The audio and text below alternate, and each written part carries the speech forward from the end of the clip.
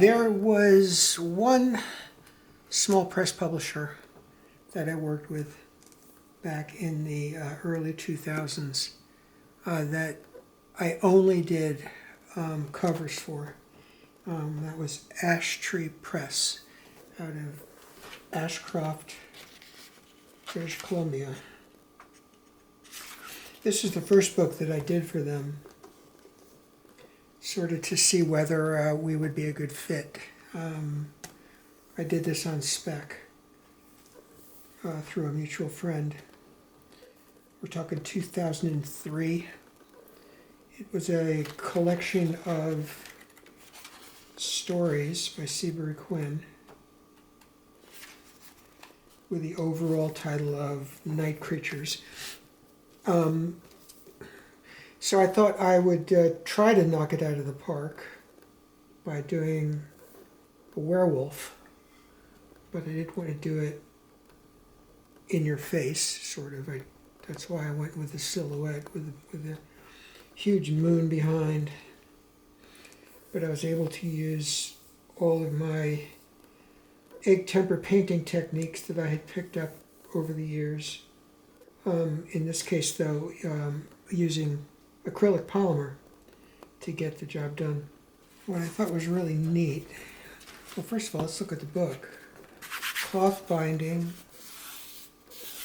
embossed gold, spine lettering, typography.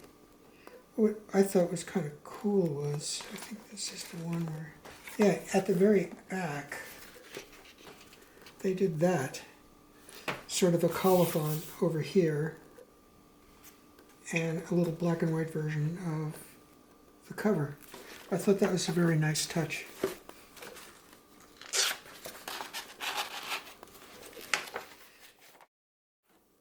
The second book I did for them was another story collection, stories by H.B. Marriott Watson, who I had never heard of. I guess we're talking very old, vintage kinds of stories. I never got the manuscript to look at. I just had the title of the thing.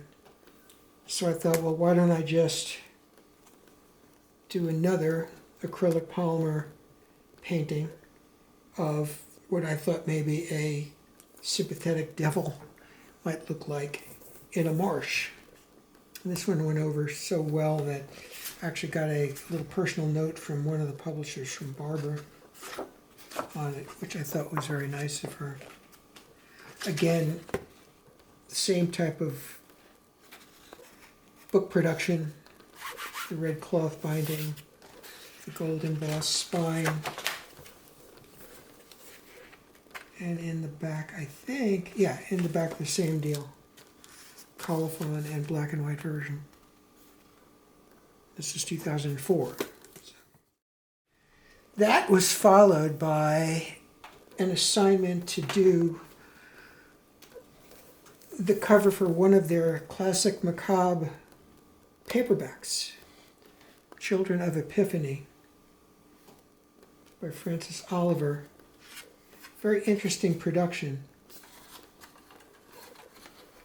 the way they printed that out. This is a little flyleaf thing which you could use as a, you know, as a page holder if you wanted. I always like that.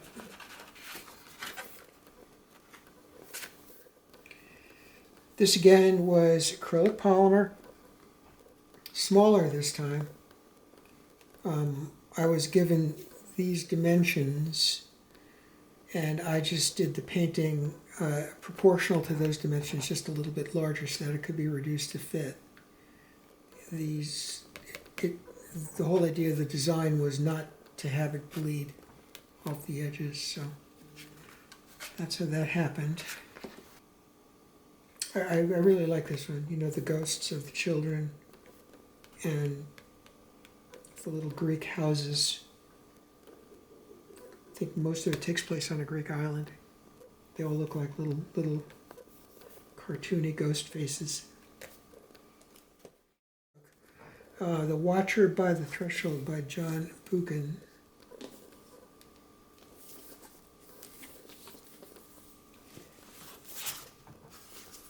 Again, I got a note from Barbara.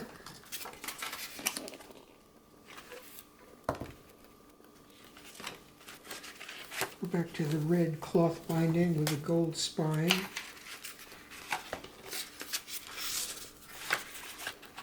There's the man himself. This is 2005. New colophon at the back. Actually, there's a colophon, but no image of the painting. The next assignment I got was to do a black and white ghostly image. It's a short story collection, all of ghost stories by Anthony Oldnow, or Old Now. I believe I was given one story to read, which led me to this image of this sort of ghostly figure who you can see through. It's just pencil drawing.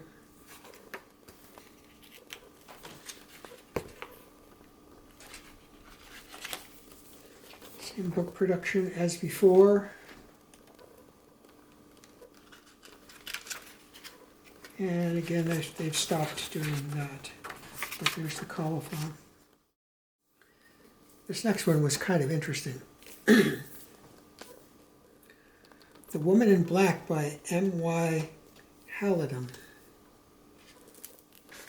I was given, it's a little bit darker red, I think. Yeah. I was actually given a photograph of the original cover here. The 1906 edition of this book. And I was asked basically to duplicate it. So that was my version. I couldn't find these exact fonts, so I went with ones I thought would still be appropriate. You know, hats off to Aubrey Beardsley. This is just ink. And then once I scanned the black and white image, I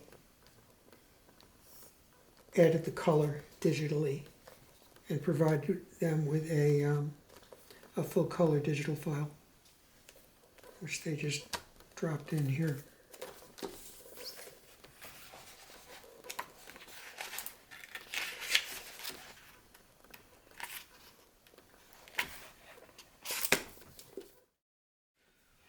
Here's the one that I did next, which I am really not too proud of. I don't really know what was going on here. Ape's Face by Marion Fox. The publisher asked me for a black and white pen and ink image of a typical field in southern England, like in Wiltshire or Hampshire, and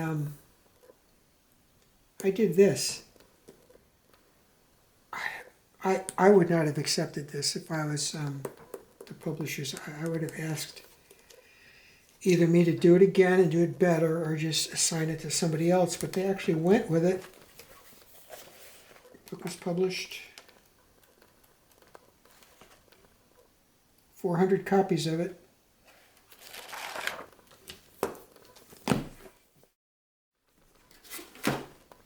Next one was completely different from all the others. This is The Attic Express and Other Macabre Stories by Alex Hamilton. This one I was working with their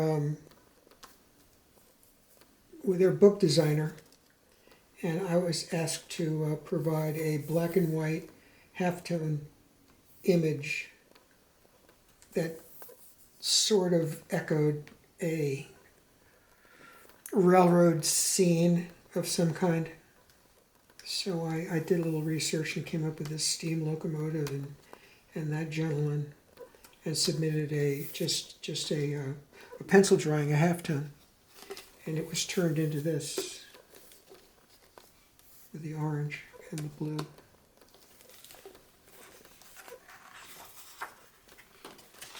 Exterior, just like the rest.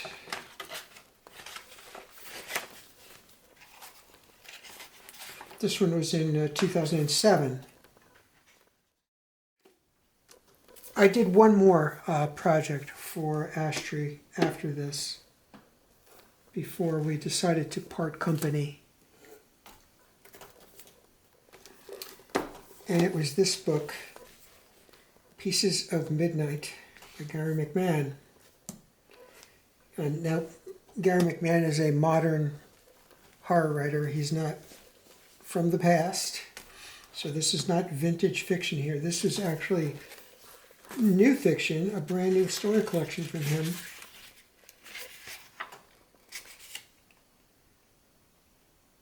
Quite a number of them too. We're talking 2010 here. So there was a 3-year gap between that and this. I have to admit to something. This image, which again I did in pencil, it was a pencil halftone. Similar kind of production values were done here. Design ideas. But I actually used a painting by Robert Vickery, the well-known egg temper painter,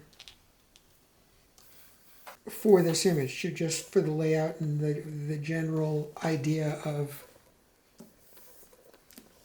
the pose. The one I was looking at was an egg temper of his called Corner Seat. There's a boy sitting in the corner of a room, and there's a big ring with a key on it behind him. I made the boy on a bed with a window, and you're looking out at the moon, the midnight moon. Different clothing, but still, I felt like I was cheating a little bit, even though I really wasn't, because my entire illustration career, I've made well use of source material, like trains. I didn't just think that up out of my head. I found a photograph of a locomotive and used that as my inspiration. But anyway, this is the last book that I did with them.